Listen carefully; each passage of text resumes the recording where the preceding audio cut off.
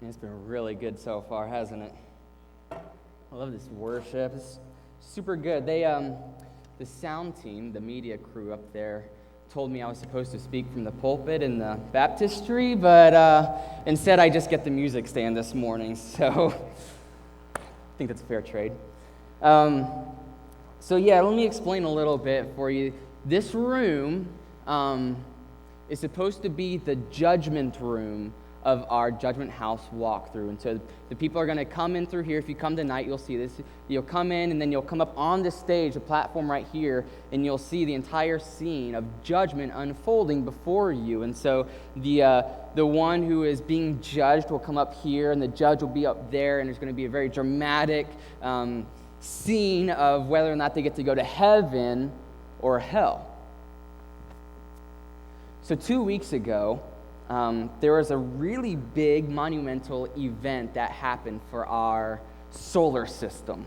There was a lunar eclipse, and we talked about it in the youth room that Sunday night about how cool it was that this was the fourth lunar eclipse, or really it was a certain lunar eclipse that was called a blood moon because of the way that the earth crossed the shadow or made the shadow, and it turned the moon into a red hue that's supposedly like a blood moon. And so that was the fourth one of a series that happened within like a year or two.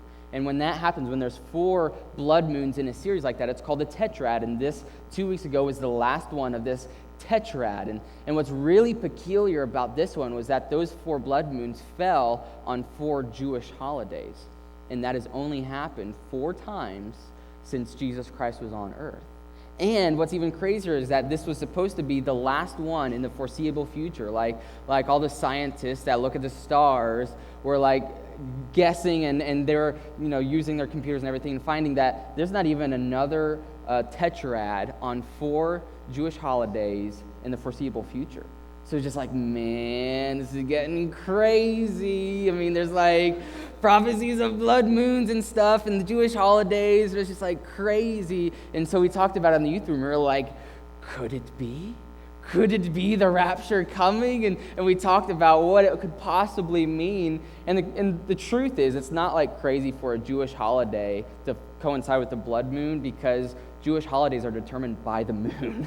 I don't know if you knew that. So like when there's a full moon, they tend to have their holidays on those full moons. And so it really isn't like a big coincidence. They just kind of planned it that way. But the rapture didn't happen, I think. I mean, we're all still here, which could be really bad for us. I don't know, but I'm hoping the rapture didn't happen. But with all the talk of these end times and with all the talk of who's the next Antichrist? Is he in the Democrat, Republican debates right now? I don't know, probably not. But there's all these talks about like end times, and usually in the talks about end times, at the forefront of the conversation is always this matter of judgment. Judgment is always brought up whenever we talk about end times with blood moons or with Antichrist and guessing who it could be. And there's always like this mystery about it, but this idea of judgment specifically brings a lot of questions. In fact, with this entire Judgment House deal, we've been talking in the youth room a lot, and a lot of them have had questions, and a lot of students have had questions in other places I've been about judgment. They're like, well, is it really a giant room with like a judge way up high saying guilty or innocent, and you either go to heaven or you go to hell? And then like, is it really going to happen? Are we going to stand in a line and watch everybody else get judged before us? And then when it's our turn, is there like a giant screen that plays back our entire life and fast forward? Are we going to see? And then for like, is Jesus going to judge us for our sins? And would he like determine whether or not a Christian was so bad that maybe they'll go to hell? There's a lot of questions about this kind of stuff. And so I've been studying a lot of it because they're like bringing up questions and I'm like, well, let me look into that one. So we've been studying a lot about this, and judgment's been in a lot of our conversations, and in my personal life, it's been in a lot of conversations about what's it really going to be like. Now, the crazy thing is that we could talk about judgment and spend days in lectures on judgment because truth is there is like a lot of judgments mentioned in the Bible, like a lot of different judgments that happen at different times for different people. And it means different things for each of those different people. And so we could spend a lot of time talking about these different judgments, but my goal this morning isn't to go through each one and just kind of explode a bunch of information in your face. Like, that's not the goal here. The goal is for us to study this judgment and just kind of on the heels of what Pastor Brian's been talking about the past couple weeks, so that we can understand what it means for us and what changes need to be made in our lives.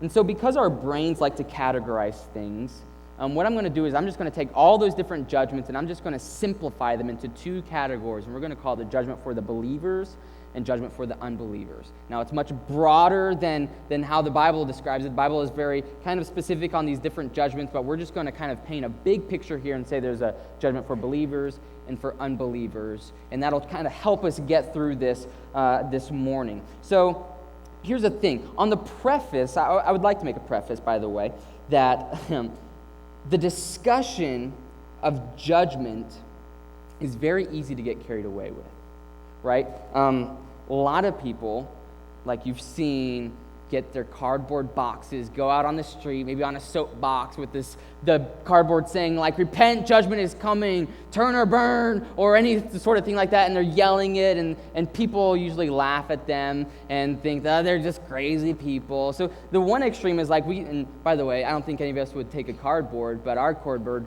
is Facebook now, isn't it?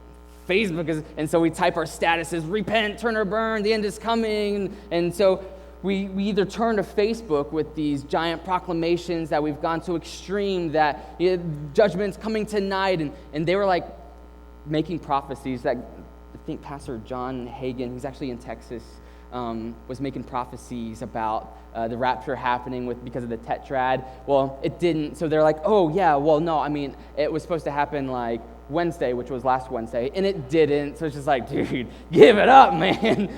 0 for 2 is too much. You got to calm down. But a lot of this is people getting so carried away with talks about judgment. That's one extreme. But another extreme is where I think a lot of 21st century Americans are landing is a real apathy towards judgment. Like, we don't take any talk about judgment seriously just because it's like, well, let's just wait in the future. I'll worry about it when it gets here. I'm not concerned about it. That's then. This is now. Let's just think about now. And so a lot of us would fall in that side of, let's just not take it seriously. And I think that's where a lot of people are going to be in this room, on that side of, well, we don't really talk about judgment because that's not a happy topic, right? That's like in Revelation, and that's like the back of the Bible where we don't turn because it's super confusing, and this is like the dark side of the Bible. Let's not talk about that part, right? But I think that we've done ourselves a real disservice with that by not talking about it, because Jesus talked about it a lot, about a coming judgment. All throughout Scripture, you see a coming judgment for every single person. In fact, the Bible says in Hebrews chapter 9, verse 27, that it is appointed for every man to die once, and after this, the judgment. Everybody has an appointed time where you are going to die, and then there will be judgment.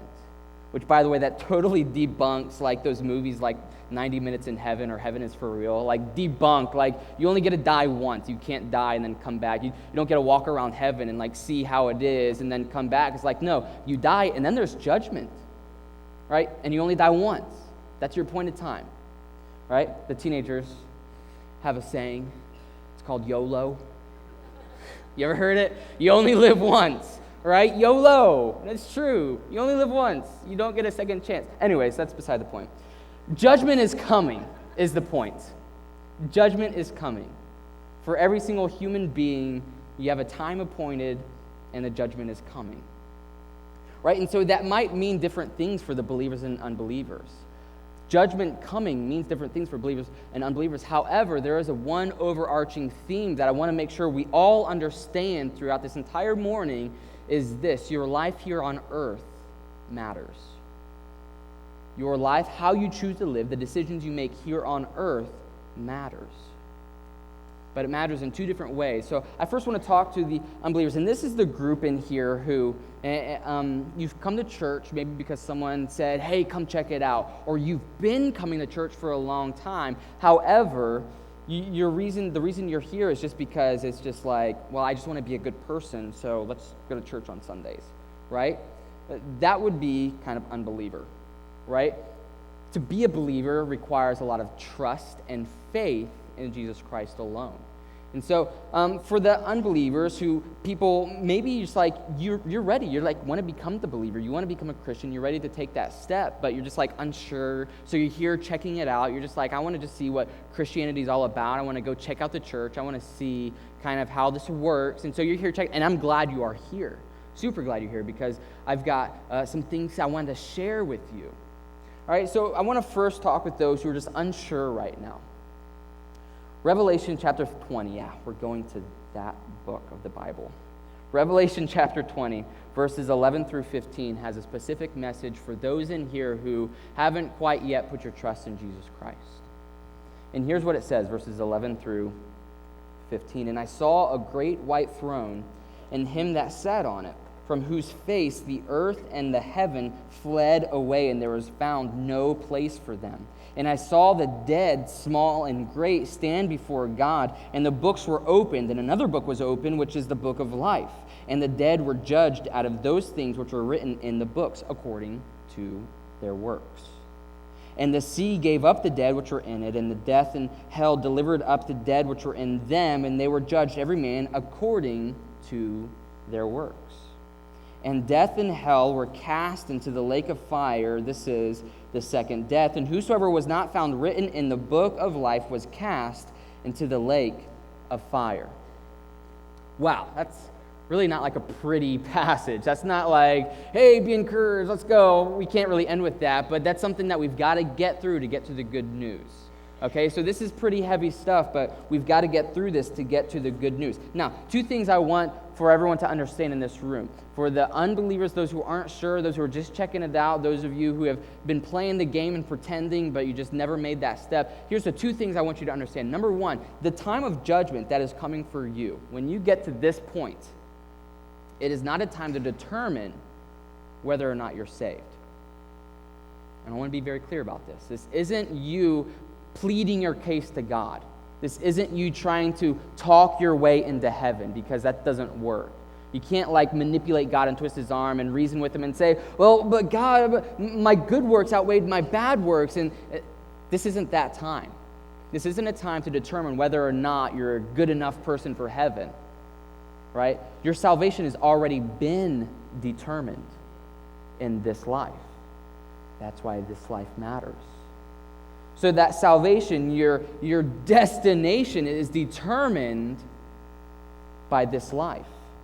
So this time, this judgment time, isn't a time to determine whether or not you are saved. It's just a pronouncement of where you're going, right?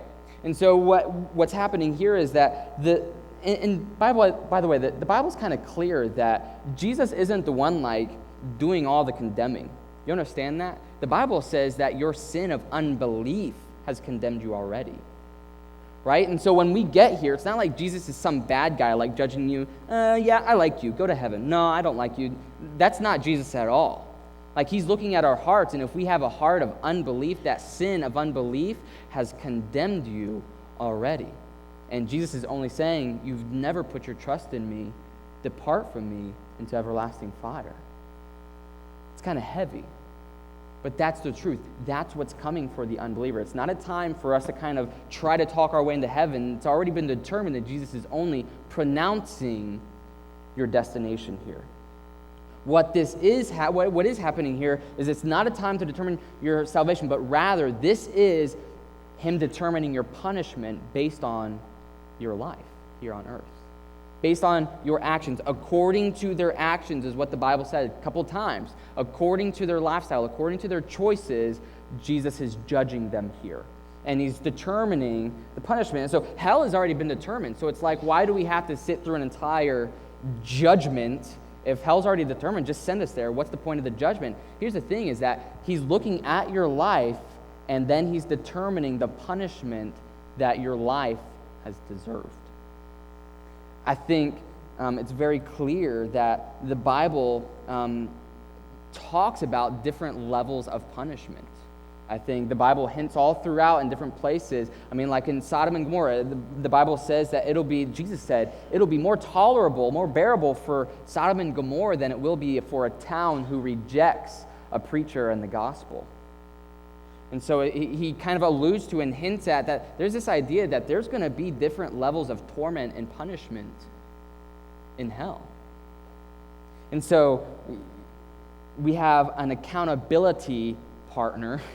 We have a judge, someone who is keeping you accountable, who is watching your every move. When he's looking at your heart, and when he sees selfish motivations, he knows. When he hears the lustful thoughts, he knows. When he sees the jealousy, when he sees the coveting, he knows. We are accountable to someone who we cannot lie to. It's kind of scary, right? I mean, you're getting a little uncomfortable, and that's the point. Is that don't think that just because it's late at night and you're on your own with your smartphone and you deleted your history that you're good. Because he knows. You can't hide that. So he's examining our lives. All those things, all the motivations, all the thoughts, all the actions are under scrutiny here, and God is examining it and bringing it to light and exposing it. So what does this mean? This means that your time in hell is being determined, and not the amount of time, but rather the quality of the time, if there is any, in hell is being determined by your life here on earth. Right? And so what's happening is for that unbeliever is that their sin of unbelief, it means this, okay? In a passage we're getting ready to read, we get a picture of like a house, and that house is representing you. Okay, this is building, and the foundation is what you are putting your trust in, right? The foundation is what you've put your trust in to redeem you, forgive you, change you, right? And so some people in this room, you've put your trust in the fact that you are a good person. You've put your trust in the fact that you were baptized. You put your trust in the fact that you are here right now, right? We put our trust in something. Every one of us put our trust in something to give us entry into heaven, right? And so Jesus is saying that foundation, if it's not Jesus, is faulty and crumbling. And when the fire of judgment hits that house, it's not going to stand because the foundation is insecure. So that sin of unbelief is simply a person rejecting the foundation of Jesus Christ and saying, yeah, no, that's not exactly good enough for me. I want my own foundation. Here's how I'm going to build it, and here's what I put my trust in. In fact, one of the titles for Jesus in the scriptures is the rejected cornerstone, as in he is the one that is refused. That foundation was refused. Someone refused to put their trust in that foundation and laid out their own, and it was faulty and crumbling and will not stand in judgment.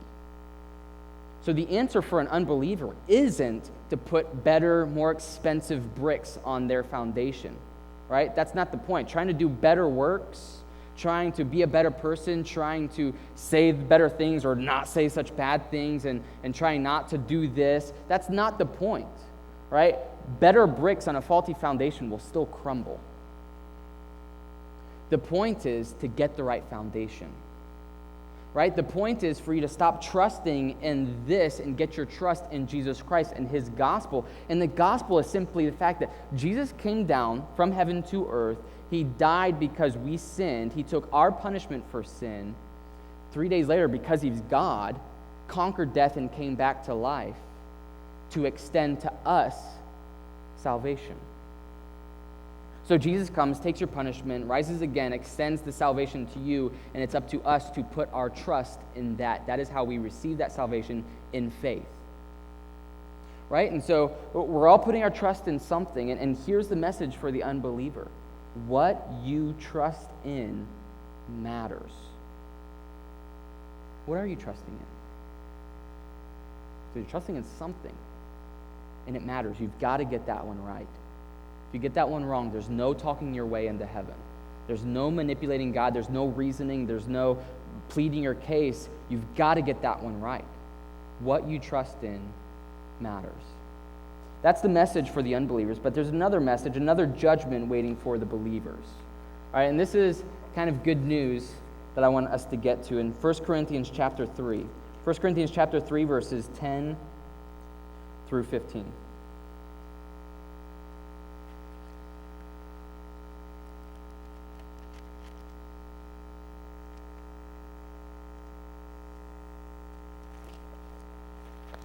Got a big Bible. It's a lot of pages to turn through.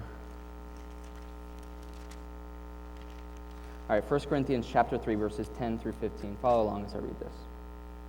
According to the grace of God, which is given unto me, as a wise master builder, I have laid the foundation. All right, there you go. That's Jesus. And another builds thereon, but let every man take heed how he builds thereupon. For other foundation can no man lay than that is which is laid, which is Jesus Christ. Okay, all those other foundations that man tries to lay, junk. Now, if any man build upon this foundation, that secure foundation of Jesus Christ and his gospel, if any man builds upon it with gold and silver, precious stones, wood, hay, and stubble, every man's work will be made manifest, be revealed. For the day shall declare it, because it shall be revealed by fire, and the fire shall try every man's work of that sort, of what sort it is. If any man's work abide, which he hath built thereupon, he shall receive reward, which those things will be the gold, silver, and precious stones. But if any man's work shall be burned, and that's going to be the wood, hay, and stubble, he will suffer loss. But he himself will be saved, yet so as by fire. So, Christian, two things for you to know. This moment of judgment is not to determine your salvation, right? If you put your trust in that firm foundation of Jesus Christ and his gospel, that's not being judged here, right? That foundation is fireproof, so when the judgment comes and sets the house on fire, the foundation will always remain, which means your salvation is secure. That's really good news, right? That's really, really, really good news for the Christians in this room, that your foundation is secure, okay? That's not being determined here, right? What is being determined is your rewards based on your actions. What you build on that foundation are basically the life choices you've made. All the actions, all the thoughts, all the motives. That's what you are building your house with. And you're either building it with gold, silver, and precious stones, and those things will last in the fire, or you're building with wood, hay, and stubble. In other words, you're one of the three little pigs. I'm just kidding. It's awful. Right? Just clicked, didn't it? Just clicked. Right? So those things will be consumed. And so what's happening here is that God's not judging your sin here. That wood, hay, and stubble, that's not your sin, right? Your sin was already taken care of by Jesus Christ, right? The Bible talks about how your unrighteousness was put on Jesus Christ, and then God's wrath was poured out on Jesus so that your sin is taken care of, right? So when a Christian gets to the judgment time, it's not God looking at all of your sins and saying, no, no. That's not that time. Your sin's been taken care of, and if God was to judge you on your sins, that's like a double judgment, which is unjust, right? Your sin's been taken care of. That's not under examination here. So what does the wood, hay, and stubble mean here for a Christian? These are the choices, the actions of vanity. Right? Anything that you've done or thought that was unloving to God or unloving to people, right? Something that you did out of vanity that's going to go up in a puff of smoke in judgment because it didn't matter at all. Something that was vain, something that was pointless. That's the wood, hay, and stubble here, right? And so it's going to it's really going to be kind of scary when I get to heaven and I look at my house, the building I built with my life, and I see it go up in flames, to see how much of my life was pointless and in vain and not loving to God or people. It's a scary thought for me. But the judgment here is not that, so much went off, I'm gonna punish you because your life was so vain. That's not the point. Jesus says all that's going to happen is you're going to suffer loss of reward. Right? You're not going to get as big of a reward. And just as I believe that there's going to be different levels of torment in hell, I believe there's going to be different levels of rewards in heaven for Christians. And so the more that goes up in flames to reveal how vain your life was, the less reward you get in heaven. But it's still reward. I mean, you still get a positive judgment. The best way I could define this and explain this is that in the Olympics, right, you have judges that have 1 through 10, and they hold up their signs, and it says 1 through 10. And so if a gymnast performs poorly, they get like 4.5, right? And they kind of add up the 3 scores, and that's their, but if a gymnast does good, they get like 9.6, and they did really good, and they clap, and they get applauded for how wonderful it was. But the number is always positive, no matter how good, no matter how bad, always positive. No judge in the Olympics gives like -3. Like, I've never seen that happen, right? Because it's always a positive number for those judges. They're not judging the sin, they're not judging how bad they were, they're just saying, the goodness was meh. And that's what they're judging. It's a loss of a positive number. And there have been some really bad Olympians throughout the years. In 1988, it's kind of a big year for Winter Olympics. A man named Michael Edwards convinced his country, Great Britain, to allow him to represent them in the ski jump of the Winter Olympics. So Michael Edwards, as the lone Great Britain representative, went to the top of the slopes, and he would do the giant ski jump, which, by the way, he was probably like way better than any of us could ever do at this ski jump. However, he was not quite Olympian material. He placed last every single time, and not just last, but like by big numbers. It was really bad. He never crashed or anything, but his distance was just not good, and it was like broadcasted to the entire world. The world saw Michael Edwards doing awful every single time he jumped, and they were impressed. They were impressed because this underdog persevered, even though he knew he was going to lose, even though he knew his next jump was going to be awful. He continued jumping, and every time he did, he had this smile. He had like a bushy mustache, but he would always smile underneath that mustache, and because he loved it. He wasn't competing to show off his glory and how good. He was competing because he loved it. And the world applauded him, so much so, they named him Eddie the Eagle. Pretty cool. The same year, you guys will know this one, the Jamaican bobsled team made their first appearance, and got a whole movie made about them, which was totally fictitious and very loosely based on the true story, but got their own movie as being the first Jamaicans to compete in the Winter Olympics with the bobsleigh. And what's crazy is that they had only started practicing like 2 years before they even went to the Olympics, which is crazy. And then once they got there, they had to like start borrowing spare equipment from other countries' teams to kind of put together everything they needed. And then as they were in the qualifiers, wrecked.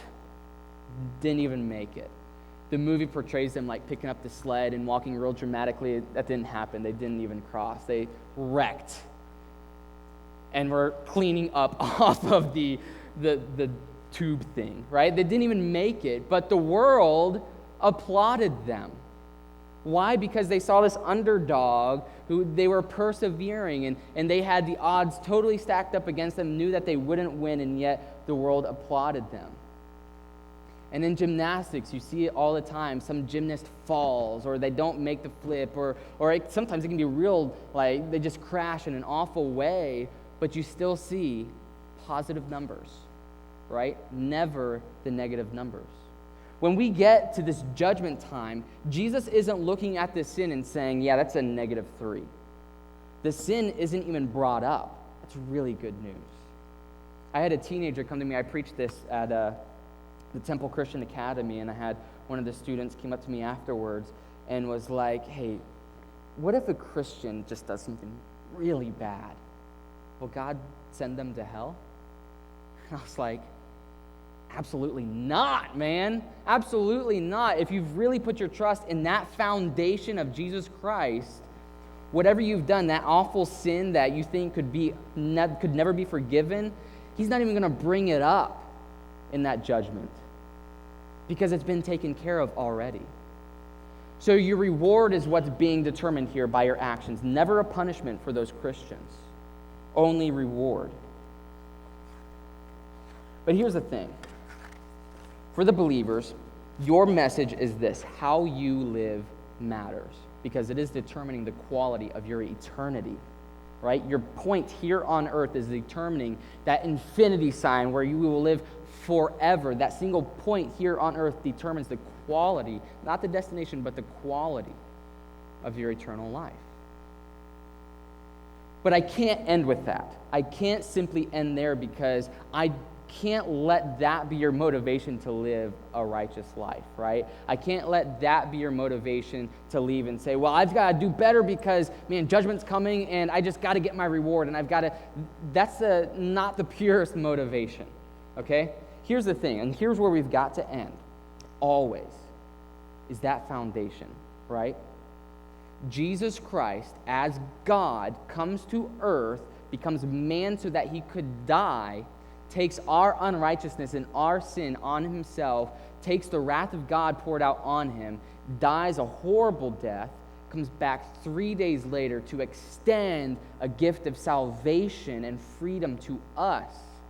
All of that to say 3 words: I love you. I love you.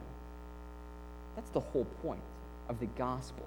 That's the whole point of heaven. That's the whole point of your salvation, is God saying, I love you this much. Our life, every action, every motive, every thought, is not to simply get us more reward or to avoid more punishment. That's not the point. The point is our lives, our thoughts, our motives are meant to be us saying back, I love you too. I love you too. Because he laid that foundation for you. Because he offered that gift to you. To say, I love you. Would you love him back? Father, we thank you for your gospel.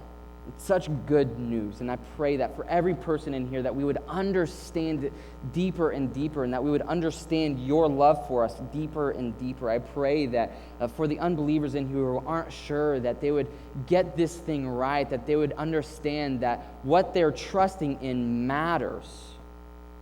God, and I pray for the believers in here would understand that how we're living matters, not for reward, but simply to say back to you, I love you. Thank you for what you've done. Thank you for providing that firm foundation that will never crumble. And God, I pray that in the rest of this service, that you would just reveal our hearts, shine the light on us, reveal the selfish motives, the lustful thoughts. God, help us to get this right, to come to the altar and just pour it all out before you, to stop putting our trust in our good works, to stop putting our trust in anything other than you, to get that right with you. As Brandon's playing, with your head still bowed and your eyes still closed, would you stand? And in this time of invitation, I just want to open up the altar for anybody who just needs to come and bow and pray, and let your outward position and your outward posture match the posture of your heart. So the altar is open. If you need to come pray with someone, you can come see us. If you'd just like to come pray with you and God, it's open. Let's pray.